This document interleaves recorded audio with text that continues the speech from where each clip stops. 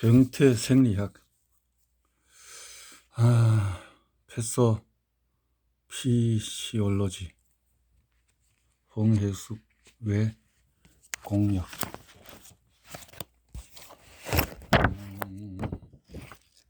이제 4장 5장으로 넘어가서 호흡계 기능에 대해서 챕터 정상호흡계, 폐쇄성, 억제성 등. 자, 여기서 인플루엔자 독감이라든가 다양한 간질성 폐리염, 감염성 기관지염, 뭐 이름도 많네요. 남성 섬유증이라다 내인성 대엽성 폐리염, 독감, 레지오넬라, 부비동염, 새기관지, 인두, 폐기종, 호기, 후두염, 흡임성 폐렴 이렇게 참 명칭이 많이 분리되어 있네요. 호흡계의 구조를 보면은 호흡 및 가스 교환과 관련된 장기 및 구조를 포함하며 상기도와 하기도, 상기도는 구강, 비강, 인두, 후두, 하기도는 기관, 기관지, 세기관지, 폐포까지를 하기도라고 두 영역으로 구분을 한다. 신체는 산소를 절대적으로 필요하기 때문에 세포에 산소를 공급하고 이산화탄소를 제거하는 기도에 장애가 있으면 매우 빠르게 심각한 상태가 될 수 있다. 따라서 이러한 대상자를 간호하는 간호사는 신속하고 사리 깊은 대처가 가능해야 한다.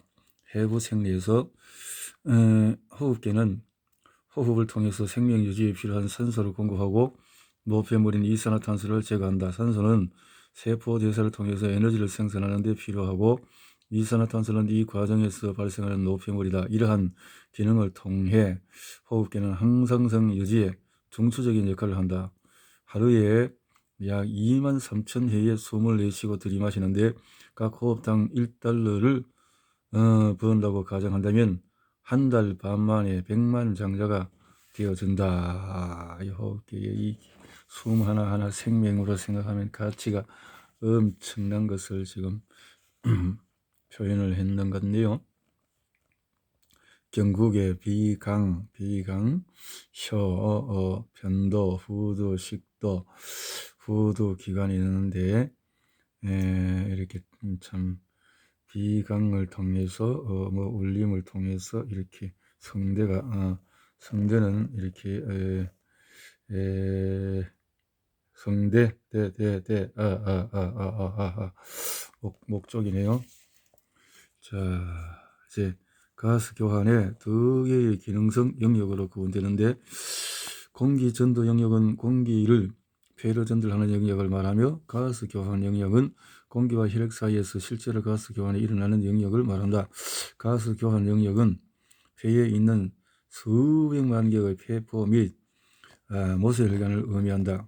공기는 코와 입을 통해서 인체로 들어가서 인두로 이동하며 인두는 소리상자라고 불리는 후두와 연결된다. 후두는 연결로 이루어져 있으며 연하 및 발성의 중심적인 역할을 한다. 음식을 삼킬 때 후두는 후두계가 올라가 닫혀 심각한 자극을 유발할 수 있는 음식물이나 액체의 유입을 막지만 가끔 음식이 폐로 들어가게 되면 원시적인 보호 반사인 기침 반사가 유발된다. 후두는 발성을 위해서 기타나 바이올린의 시험과 같은 역할을 하는데 음높이를 변화시키기 위해서 조여지거나 느슨해지며 기관으로 개구된다. 공기는 좌우의 폐로 하나씩 갈라지는 주 기관지를 지나서 기관지로 이동하게 된다. 왼쪽 기관지는 오른쪽 기관지에 비해서 내강이 좁고 더 수평으로 위치하며 우측 기관지는 좌측 기관지에 비해서 짧고 넓으며 보다 수직으로 뻗어 있는데 이런 차이로 인해서 외부에 물체가 유입되었을 때 우측 기관지보다도 쉽게 흡인된다. 자, 호흡기의 요약을 해보면 호흡기에 보면은 비강은 공기를 여과하고 가온, 가습, 후두로 전달하고 구강은 후두로 공기 전달, 인두는 후두로 공기 전달, 후두계는 덮는 후두 발성 기관지 폐로 전달하고, 쇠기관지는 폐에서 폐포로 공기를 전달하고, 폐포는 산소, 이산화탄소 교환을 하는 공간이라 하는데요. 이렇게 비강, 구강, 인두, 후두, 기관, 우측 기관지, 좌측 기관지, 이렇게 일단 말단 세 기관지 터미널 이렇게 있고, 이렇게 해서 동맥, 정맥을 통해서 폐포는 꼭 포도같이 생긴 세 기관지가 있고, 모세혈관 망이 있다. 폐포, 모세혈관이 있다. 이렇게 기관지. 호흡기는 인간 호흡기의 공기전도 영역과 가스 교환 영역을 보여주며, 오른쪽 위에는 산소, 이산화탄소 교환이 일어나는 폐포를 확대한 것이다. 폐포 교환이 일어나는 폐포. 이렇게 성을 통해서 참 인간의 신비를 보게 됩니다. 성대를 보세요. 야, 또 이게 여기서 울림판이 되어지는군요. 사람에 따라서 목에서 후두개, 갑상연골, 기관연골, 가성대, 진성대,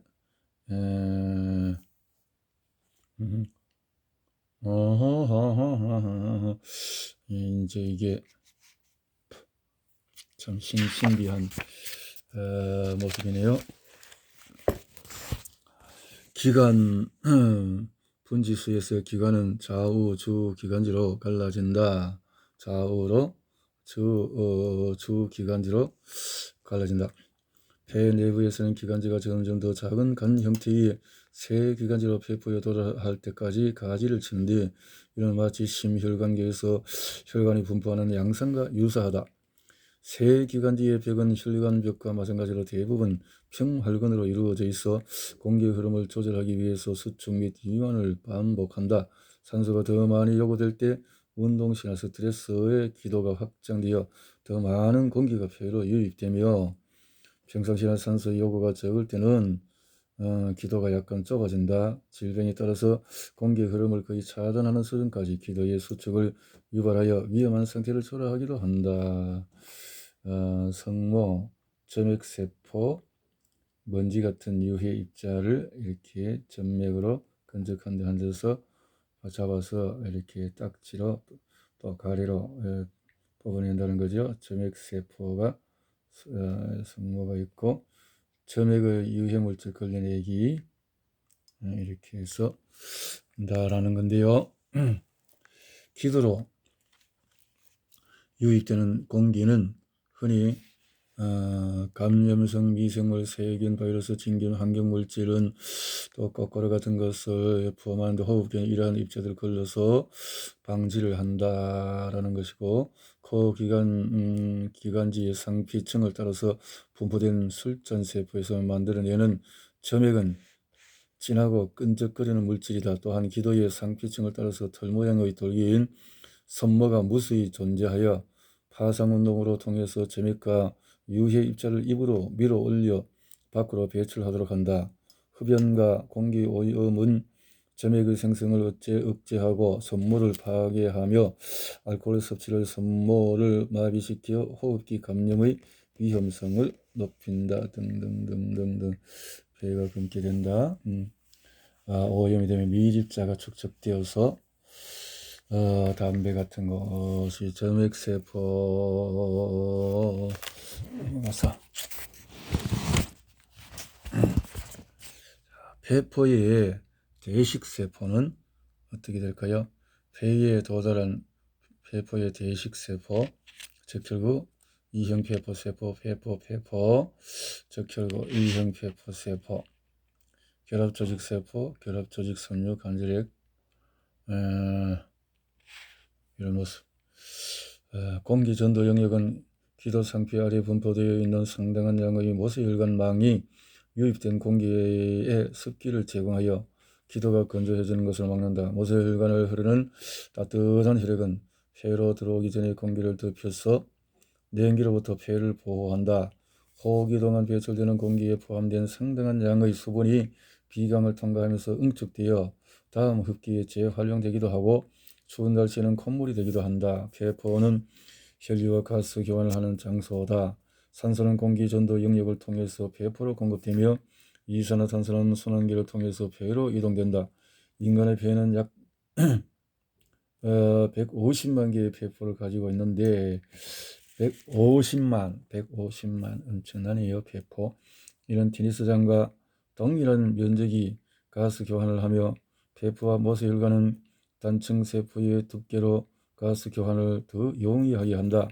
가스 교환의 양은 폐포 및 모세혈관의 표면적과 그 두께에 비례하는데 표면적이 넓고 두께가 얇을수록 가스 확산이 쉽게 일어난다. 폐포의 가스 교환은 적절한 환기와 혈액의 관리를 필요로 하는데 이 두 과정의 효능과 적절성을 평가하기 위해 환기관율을 측정한다. 이상적으로는 들이마신 공기는 모든 폐포에 도달하고 모든 폐포는 동일한 양의 혈액을 공급받아야 하지만 사실상 건강한 사람에게조차 그렇지는 않다. 그 이유는 세기관지 평활근 탈탄소화된 혈액은 폐동맥 및 폐쇄동맥을 통해서 심장으로 폐포를 덮고 있는 모세혈관에서 가스 교환이 일어난다. 산화된 혈액은 폐정맥 및 폐쇄정맥을 통해서 폐에서 심장으로 운반이 된다. 동맥, 정맥, 모세혈관, 폐포, CO2, 폐포벽, 모세혈관벽, 이산화탄소와 산소는 상피세포의 두 층을 지나 교환되는데 한 층은 모세혈관벽이며 다른 한 층은 폐포벽이다. 폐수의 가스 교환. 폐의 하단은 상단에 비해서 혈류가 풍부하고 폐포의 분포 또한 상하 모든 영역에서 오르지 못하기 때문이다. 정상적으로 환기는 분당 4리터, 관류는 분당 5리터 이렇게 예상을 한다. 공기가 흡입되면 폐포와 모세혈관 사이에 가스 교환이 일어나는데 이산화탄소는 호흡기를 통해 제거되고 산소는 심맥기를 통해서 세포에 전달된다. 폐포의 표면은 계면활성제라 불리는 물질을 함유하고 있는데 계면활성제는 폐포에서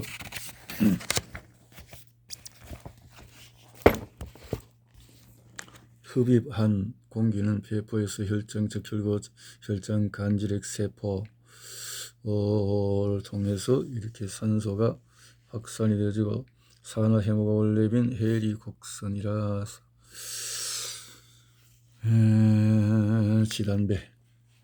지단백으로서 세제와 같은 성질을 가지면서 폐포의 표면 장력을 만들어서 폐의 수능도를 증가시키고 대기압과 비교해서 폐의 압력은 음압이므로 폐포의 벽은 안으로 끌려오는 경향이 있고 이것이 폐포의 허탈을 유발한다. 대기압과 비교하여 폐의 압력은 음압이다. 압력은 마치 진공 포장된 커피 봉지와 유수하여 허탈의 위험이 호기말에 더 증가한다. 계면활성제는 흡기 동안 폐포가 재팽창하는 것을 촉진하는데 질병이 있거나 정상 상태가 아닐 경우에는 계면활성제의 생산이 감소하여 폐포의 허탈을 초래한다. 예를 들어서 미숙아의 경우에 계면활성제가 부족하여 흡연의 경우 계면활성제 생산을 변화시킨다. 계면활성제 생성이 부적절하면 합성 계면활성제로 대체되기도 한다.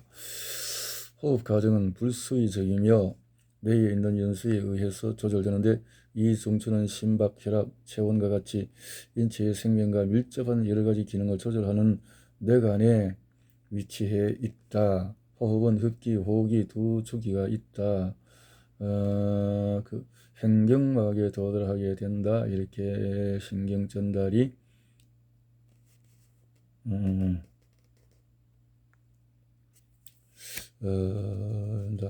늑골 사이 위치하는 늑간도 흡기에 관여하는데 신경 전달은 늑간근을 수축시켜서 늑골을 위와 바깥쪽으로 들어 올린다. 횡격막과 늑간근의 수축은 폐 내 압력의 변화를 가져와 공기가 자연적으로 폐 안으로 들어올 수 있도록 한다.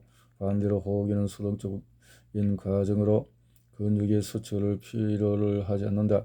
폐가 공기로 가득 차게 될 때에 늑간근과 횡격막이 이완되면서 다시 원래의 상태로 돌아가게 되는데 이것이 흉광의 부피를 감소시키고 폐 내 압력을 증가시켜 폐로부터 공기를 배출시키게 된다. 이렇게 호흡이 작동이 참 신비하게 작동을 하네요. 가서 안정시 횡격막, 늑간근, 흉골, 근육, 예, 이렇게 되어 있어요. 심장에서 흡기, 호흡기, 흡기. 호흡이란 늑간근은 수축으로 흉곽이 오르내리는 풀무 효과를 의미한다. 흡기는 횡격막이 처지면서 일어나는데 마치 주사기 내관을 당기는 것과 같이 흉벽을 올리고 횡격막을 아래로 내림으로써 폐로 공기를 끌어당긴다. 그림과 방사선 사진은 각각 완전 호흡기와 흡기 시의 폐의 모습이다.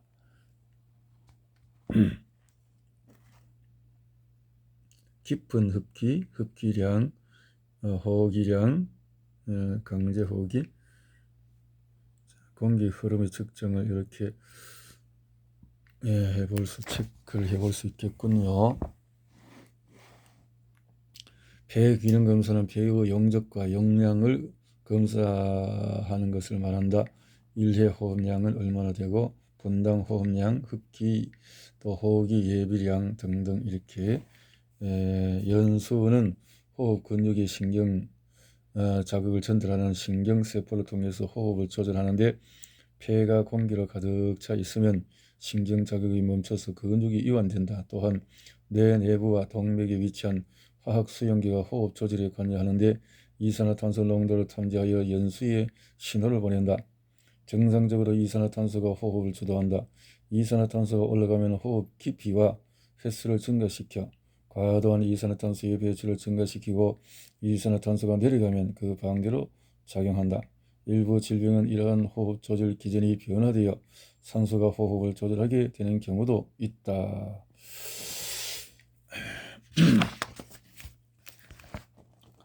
정상 주기는 더 많은 이산화탄소를 보고 또 뇌측수의 피에서 흡기, 호흡기, 이 호흡 속도, 정상 호흡과 저산소 호흡 추진. 이산화탄소는 정상 상태에서 호흡을 유발하는 원동력이 되며 이는 호흡이 이산화탄소에 의해서 조절됨을 의미한다. 이산화탄소가 상승하면 폐는 과도한 이산화탄소를 배출하기 위해서 숨을 내쉬게 되는데 이 원동력이 얼마나 강한가를 확인하려면 숨을 참아보면 된다. 깊은 숨을 들이쉬고 잠시 참아보면 결국은 공기를 뱉어낼 수밖에 없는데 아무리 노력을 하더라도 지속적으로 숨을 참을 수는 없다. 수영선수나 다이버의 경우에 같이 인체는 연습을 하면 할수록 호흡을 더 길게 참아낼 수 있지만 아무리 훈련을 해도 결국은 숨을 뱉어야 한다. 그래서 이 교환을 해야 되기 때문에 폐는 산소, 이산화탄소의 농도 조절 외에도 호흡 수와 깊이를 조절함으로써 pH 조절에 관여를 하게 된다. 감염성 질환은 상기도 감염, 감염성 비염이나 감기는 바이러스에 의한 상기도 감염을 말하는데 가장 흔한 원인은 라이노 바이러스이지만 그 외에 여러 가지 바이러스, 아데노, 또 코로나 바이러스, 인플루엔자에 의해서 발생되기도 한다. 원인이 되는 미생물 100가지 이상이면 그에 대해 면역력을 보유하는 것은 어렵게 한다. 이러한 미생물들은 비강 점막을 둘러싼 상피를 침범하여 세포에 경한 염증을 일으키며 비강 분비, 점액 생성 및 상피 세포의 탈락을 초래하는데 이는 인체의 1차 방어선을 무너뜨려서 세균 침입에 대한 취약성을 증가시키고 이로 인해서 2차 세균 감염이 빈번하게 발생한다. 면역이 있으면 그런 거 다 막아버리겠죠. 바이러스는 비강 점막에서 다량 떨어져 나오고 인체 밖에서 수시간 동안 생존 가능하기 때문에 매우 전염성이 높다. 감염성 비염에 걸린 대상자는 바이러스가 침투하여 2일에서 3일 길게는 7일 후에 증상을 보이기까지 잠복기를 거치는데 임상 증상은 다음과 같다. 재채기, 비강출혈, 콧물, 인후통, 마른기침, 건태감, 근육통, 미열, 두통, 온, 신, 목소리, 진단은 1차적으로 이러한 증상이 있을 경우에 내려지게 되며 증상에 따라서 대중적인 치료를 하게 된다. 대부분의 일반 의약품과 감기약은 감염의 과정을 짧게 하는데 효과적이지 못하다.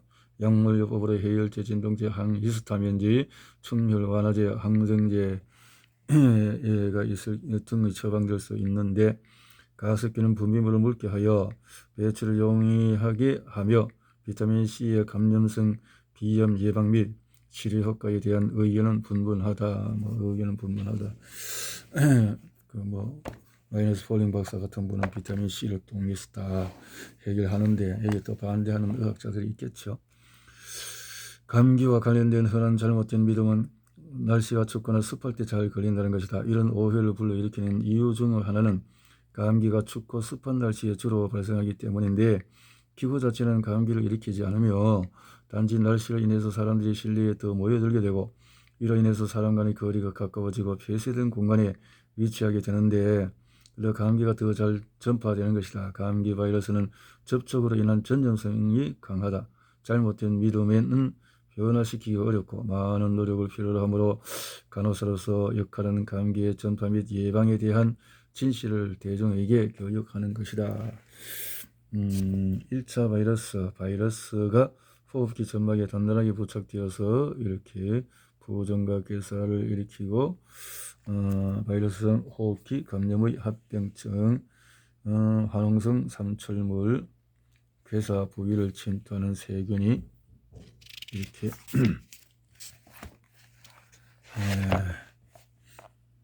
방법들이 있다. 기침 및 재채기를 할 때 휴지나 셔츠의 상단 소매를 이용하여 입을 가린다. 부비동염은 부비동의 염증으로 대부분 바이러스 감염이며 세균과 진균에 의해서도 발생한다. 부비동염은 부비동으로부터 배역이 잘 되지 않은 감염성 비염이나 알레르기성 비염 시 2차 세균 감염으로 인해서 발생한다. 삼출물이 축적됨에 따라서 부비동의 압력이 증가하여 안면골의 통증을 유발하며 비울혈, 발열이나 인후통과 같은 증상이 나타날 수 있다. 진단은 병력, 신체검진, 부비동, 방사선 등등. 후두계염은 기도계구부를 덮고 있으며 보호 기능을 가진 연골두꺼인 후두계에 발생하며 치명적인 상태를 유발한다. 헤모필루스 B형 이렇게 막힌 부비동, 상악동, 막힌 부비동. 부비동 이런 것을 생각해 보니까 역시 전립선 비대증이나 이런 비슷하게 생각이 되어지는데 역시 몸이 피가 깨끗이 않고 바이러스 또 이렇게 비대증이 있고 하면 또 안 좋을 수 있겠네요. 뜨거운 음료를 마시거나 이물질을 삼키거나 인후에 손상이 오거나 코카인이나 헤로인 등의 마약을 흡입하는 것과 같이 인후에 외상이 있을 때에도 발생하기도 한다. HIV의 체내 침투는 염증 반응을 촉진하여 후두개가 급속하게 붓고 이로 인해서 기관으로 들어가는 공기를 폐쇄하여 호흡 부전을 초래한다. 그래서 폐혈증을 유발할 수 있다. 증상은 발열, 인후통, 연화곤란, 입이 벌어지고 침을 흘리고 흡기시 협착음, 호흡장애, 불안, 창백, 후두계염이 의심되면 진단을 먼저 하려고 시도하기보다는 기도를 유지하고 호흡 상태를 안정화시키는 것이 우선되어야 한다. 호흡 기능을 유지하기 위해서 산소 치료, 기관 삽입 및 기계 호흡, 기관 전리술 등이 필요할 수 있다. 환자의 상태가 안정되면 진단 절차로 광섬유 카메라를 이용해서 후두개를 시각적으로 확인, 광선 투시경, 상악동, 경구개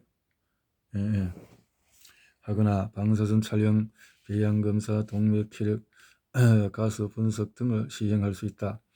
HIV는 예방접종이 가능하며 아동, 노인, 면역 기능의 이상이 있는 대상자의 경우에 반드시 접종해야 하며 손쉽게 분비는 후두염은 감염, 상기도, 삼출물 증가 및 과도한 사용의 결과로 후두에 생긴 염증을 말한다. 쉰 목소리, 후두염, 가온, 가습에서 소금을 이용한 구강함수, 후두기관지염은 크룹이라고 부르는 후두기관지염, 크룹의 증상은 비울혈, 물개가 짖는 것 같은 소리, 후두 부종으로 인해서 쉰 목소리, 또 호흡 곤란, 불안, 청색증 등이 있다. 급성 기관지염은 기관지 염증으로 라이노바이러스, 코로나, 또 이런 바이러스 세균 침투로 이러면 객담을 동반하거나 마른 기침, 호흡 곤란, 천명음, 미열, 인두염, 건태감, 흉부 불편감 이렇게 나타날 수가 있다.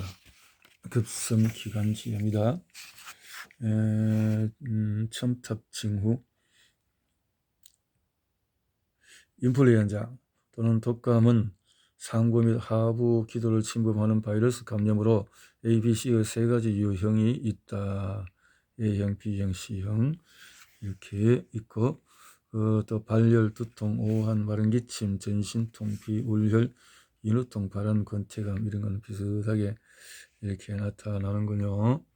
궁금증 해결. 잘못된 믿음 중에 하나는 인플루엔자 백신으로 인해 인플루엔자에 걸린다는 것인데, 이는 백신을 맞은 사람 중의 일부가 매우 경미한 인플루엔자 유사 증상 미열을 경험했기 때문이다. 이러한 증상은 대상자가 경미한 수준의 인플루엔자에 걸려서 발생하는 것이 아니라 인체의 면역 체계가 항체를 형성하는 과정에서 발생하는 것이다. 잘못된 믿음의 또 다른 원인은 예방접종 후에도 인플루엔자에 걸릴 수 있다는 것인데, 이 또한 예방접종 때문이 아니라 백신에서 포함하지 않은 다른 종의 바이러스에 감염되었기 때문이다.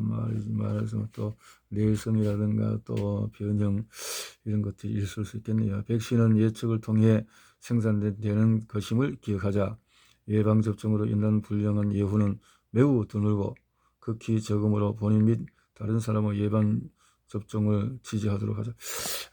이것은 뭐 제대로 된 예방이라면 또 그런 면에서 정말 잘하는 것이라면, 그런데 이제까지의 모든 과정 중에서 또 부작용적인 것들이 너무 많았지 않나요? 하부기도 감염, 쇠기관지염은 호흡기 세포 융합 바이러스에 의해 많이 발생하는 쇠기관지에 흔한 바이러스성 감염이다. 코막힘 등등이 있다.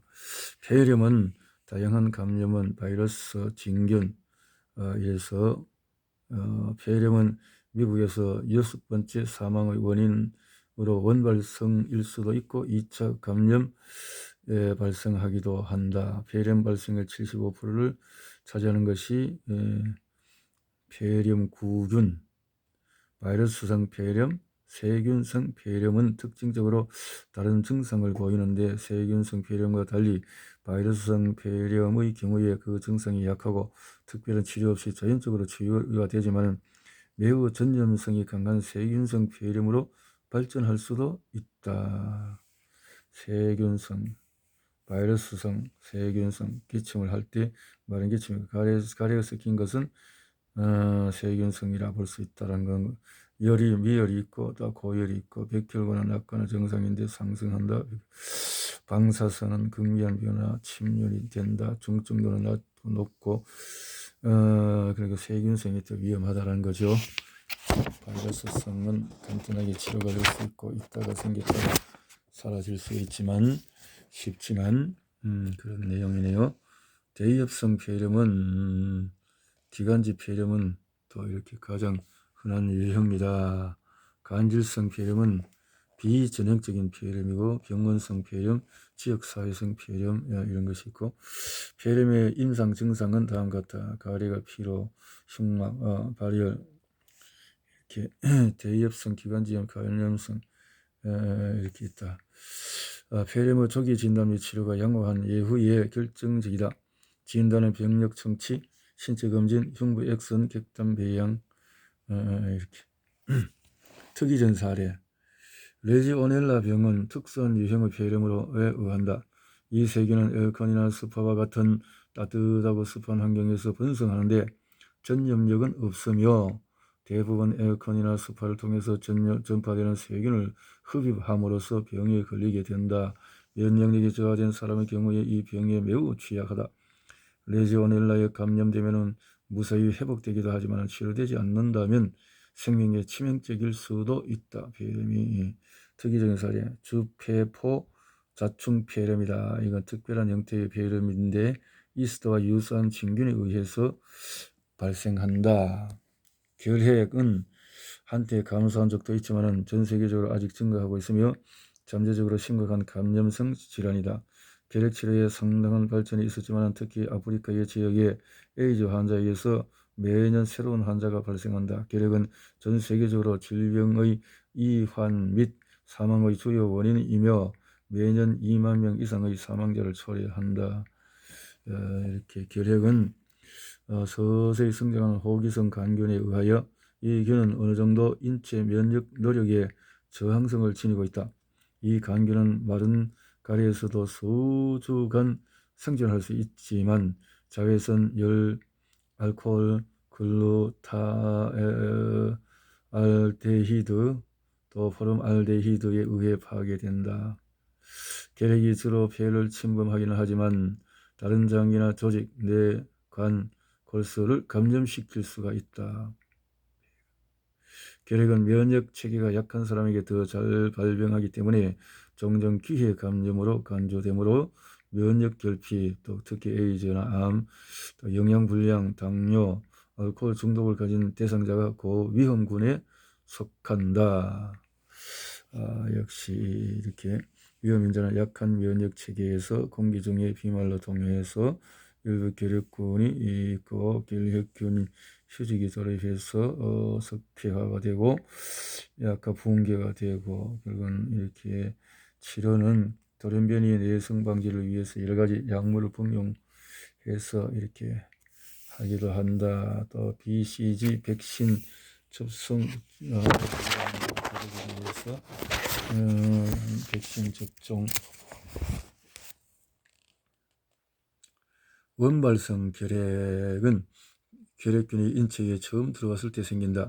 이 단계에서는 대식세포가 미생물을 집어삼켜서 국소적인 염증 반응을 유발하고 일부 결핵균은 림프절로 이동하여 제4유형 가민성 반응을 활성화시킨다. 2차선 감염, 가래 섞이고 등등등등. 이렇게 컴플렉스, 피부 반응 양성 학습. 결핵 피부 반응 검사는 오로지 결핵에 새롭게 노출된 것을 확인하는 데 유용한 선별이다. 인체의 면역 체계가 결핵균에 대한 항체를 형성하면 양성으로 나타나는데 이 면역 반응은 최초 노출 시와 예방접종을 했을 경우에 나타난다. 결핵이 치료되더라도 항체가 계속 남아있기 때문에 피부 반응 검사에서 양성으로 나오게 된다. 피부 반응 검사에서 양성으로 나온 대상자는 흉부성과 이래서 진단을 위해서 활용이 된다. 기억할 것은 한 번 양성이면 영원히 양성이라는 것이다. 한 번 양성이면 영원히 양성이다. 이는 흉부 X선보다 더 민감하다. 결핵은 가정에서도 충분히 치료할 수 있지만 재균을 위해서 주의가 필요한다. 치료는 평균 6에서 9개월 정도의 항결핵제를 복용하게 되는데 내성 방지를 위해서 2개 이상의 약물을 병행하는 복합치료를 한다. 서서히 증식하는 결핵균은 높은 돌연 변이율을 지니며 이 돌연 변이는 단독 약물 요법 없이 발생한다. 결핵은 공정보건의 위해를 초래하므로 항결핵제는 미국 보건당국에서 무료로 제공된다. 일부 주에서는 치료 불이행이 위법이며 또 관찰치료 등이 실패했을 경우에 마지막 방법으로 약물 이행을 위해서 시설에 수용되기도 한다. 치료 불이행은 결핵치료에 매우 흔한 문제점으로 이는 치료가 길고 약물의 부작용 때문이다. 처방된 모든 약물 복용의 중요성을 포함하는 대상자 교육이 치료의 성공을 극대화하고 내성을 예방하기 위해 필수적이다. 결핵 전파를 예방하는 방법으로는 호흡기 주의, 음압시설 이렇게 활용이 되기도 한다. 특이적인 사례는 중증급성 호흡기 증후군은 비전형적인 폐렴의 양상과 유사한 증상을 보이는 빠르게 퍼져가는 호흡기 질환이다. 이렇게 잠복균에 의해서 7일이고 지인들은 병력 청취를 통해서 이렇게 해볼 수가 있다. 나타나는 것은 간질성 울혈 저산소증이 이렇게 나타날 수가 있다. 저산소증. 궤력 전파를 예방하는 방법으로는 호흡기 주의, 마스크, 또 가택 치료 등이 있다. 폐쇄성 질환은 천식은 만성 폐 질환으로 간헐적이고 가역적인 기도 폐쇄를 초래하며 급성 기도 감염. 천식은 보통 원인이 외인성, 내인성이야 다양한 증상이 있고, 외인성 천식은 이렇게 해서 뭐 고가루나 알레르겐이라든가 이런 것들이 있을 수 있다라는 거죠. 내인성은 알레르기 반응인 것이 아니며 35세 이후에 주로 나타나고 유발인자도 상기도 감염, 대기 오염, 정서적인 스트레스, 연기, 운동 이런 것들. 야간 천식은 주로 새벽 3시에서 7시 나타날 수가 있는데, 이런 야간에는 코르티졸과 에피네프린 수치가 감소하고 히스타민 수치는 증가하는데, 이러한 변화로 인해서 기관지 수축이 일어나게 된다. 운동 유발성인 천식은 흔하면 운동이 끝나고 주로 발생하게 된다. 직업성 천식이 있고 약물 유발성 천식이 있고, 아스피린에 의해서 생명이 치명적이다. 반응은 약물 섭취 후 12시간까지 지속된다. 아스피린과 같은 약물은 강력한 기관지 수축제인 이오코트리엔 유리를 촉진하는 프로스타글란딘의 전환을 막는다. 분리와 상관없이 천식 발작은 기관지 감염에 대한 인체의 반응이다. 그래서 이렇게 반응이 천식 증상이 이렇게 나타날 수 있다라는 거지요. 근육이 있고, 천식 지속 상태는 치명적이고 천식 발작 지연으로 일반적인 치료에 반응하지 않는다.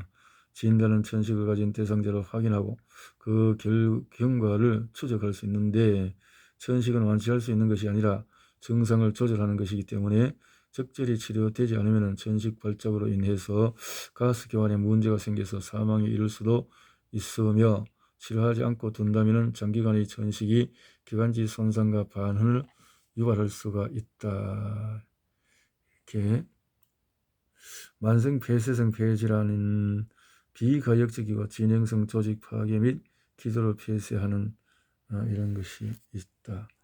만성 폐쇄성 폐질환, 폐가 또 이렇게 염증을 통해서 만성 기관지염은 기관지 염증인데, 이것도 점액선, 기관, 세기관지, 정성기관지 폐포가 있는데, 만성기관지는 과도한 염증이 있는 세기관지, 폐기종, 과다하게 팽창된 폐포, 허탈된 세기관지다.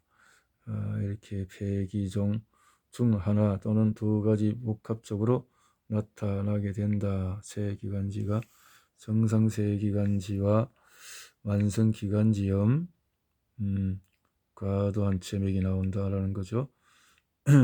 폐기종, 허탈된 세기관지 이렇게 나누는군요.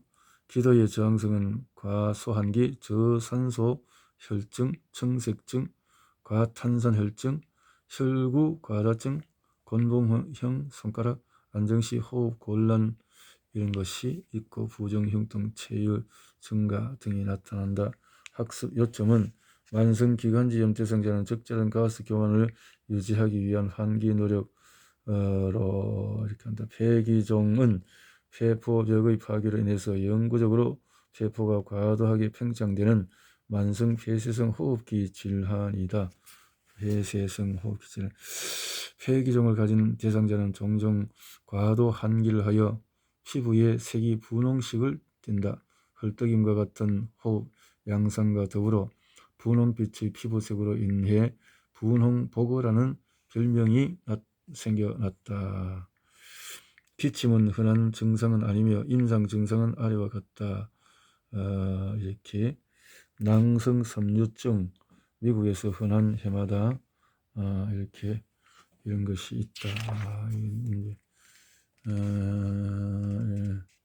참 다양하게 폐기관지에 대한 내용들이 제법 양이 좀 방대하군요. 실제적으로 보기보다는 굉장히 방대한 내용이 여기에 들어있는데, 폐기 중 그림을 봅시다. 폐의 종양, 폐암은 오염된 이런 것들 통해서 폐암이 원발성과 이렇게 되어지고 사망률이 90%에 올라가고 발암물질 같은 것들이 폐의 성면 타르 이런 것들이 위험하다라는 거죠. 금연을 해야 되고 치료는 그렇게 한다는 건데, 이 폐가 폐암의 모습이군요. 이렇게 되면 그냥 완전히 그냥 망가져 버린 소세아파, 비소세포암, 선암 이런 것들이 있다라는 거죠. 쉰 목소리, 또 호흡 곤란, 빈혈, 격혈, 이 폐암의 단계와 치료는 수술, 방사선 이런 것들로 현재 의학은 하고 있다는 거죠. 그래서 먼저 의료선 자연 청년으로는 공기 속에서 심호흡을 하면서 독소를 빼고 이렇게 할 수 있겠지만은 폐암의 단계와 치료는 이 화학으로 이렇게 한다는 거죠. 억제성 질환, 무기폐, 흉막 삼출, 폐 주위에 따라서 액체가 축적이 된다. 이렇게 흉막 삼출 방사선 액체가 축적이 되어지니까, 기흉은 공기나 가스가 차는 이런 상태의 자연 기흉, 현경막 폐에 이렇게 차이가 있고, 흡기, 호기, 긴장성 기흉이 있고, 기흉, 외상성 기흉, 긴장성 기흉이 있다. 손상된 폐의 급장 흉통은 호흡 곤란, 빈맥, 저혈압 역시 다 비슷하군요. 호흡, 연기 흡인 등에서 시민성이 아닌 외상폐혈증, 췌장염, 약물 과용 또 문제가 될 수 있겠네요. 부정과 삼출물, 급성호흡 곤란 증후군, 그 호흡이 이렇게 되어지고 폐포가 막혀버리니까는 급성이 되어지는군요. 가스 교환이 감소가 될 수밖에 없고, 급성호흡 부전은 심각하고 치명적인 모습이다. 치명적이다.